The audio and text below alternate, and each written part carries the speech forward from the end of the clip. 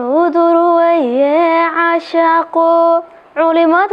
قرآن كيو علمي سينيس كواديغا معدين كرانو إلا نادي عريام عينكي سلام قرن لا بديس على شدها حتى نعيد لك لقين عقا هايسكو كيني معاني على فايسكو كاسموا أنا أوي مرتا حسوس جعيل هاي قلنن صح ما أنت ديارو مهينا جعيل إن كشكيو أما أرميه سان قلا أما كهلو ما dad badan ana daawanay dad badan ana daawanayo waa ogsoonahay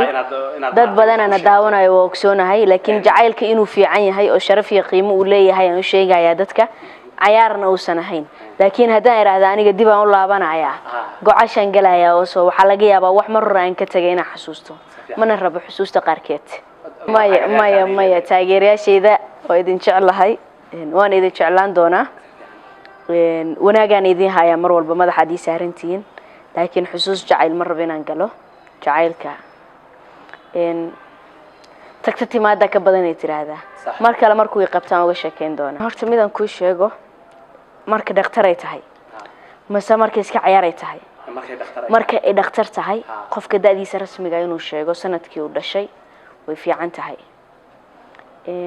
haddii uu yiraahdo da'dii waa yareynayaan de wax dhibaato badan ay kala kulmi karaan ama uga iman karto aniga sida rasmiga ah 27 sano jira laakiin sida ciyaarta ah 46 sano jira horta Soomaali way iska hadal badan tahay fanka haddaan ka baxana kuma soo laabanaya aniga sida runta ah markaan ka hadlo intaan ku jirana de waa ku jiraa laakiin waxaa jirto xilliyada qaarkood qofka ama uu nasanayo ama uu xanuunsan yahay ama uu yacni markaas problem kale iska haysto ama uu maqan yahay uusan jooginba de meel walbana maaha meel qaarkood waxaa jirto marka aad tagto dan aad u tagtay ee aadan video ku sameyn karin heesna aadan ku soo saari karin waayo ada barnaamij u socota qorshe kala gooniya had leedahay marka bishaas ama labadaas bil hadii lagu waayo maaha in yiraahdo fanka way ka fariisatay ama way ka tagtay fanka ani wali kama bixin marka aan ka baxayana waa mar aan toos uga baxay aan ku soo laabanaynin marka aan ka baxayana mar walbaan sheegaa meel walbaan fariisto waa ka sheegaa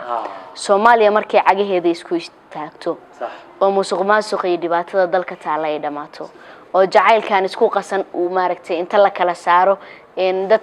daacad oo jacaylka u hoggaansan ay yimaadaan ama dadkan ay noqdaan maalintaas fanka waa ka fariisanaya inta ka sokaysa laakiin waxaan rabaa inaan aniga wacyi geliyo wax u sheego dadka dan kale maanta aan ugu jiro maaha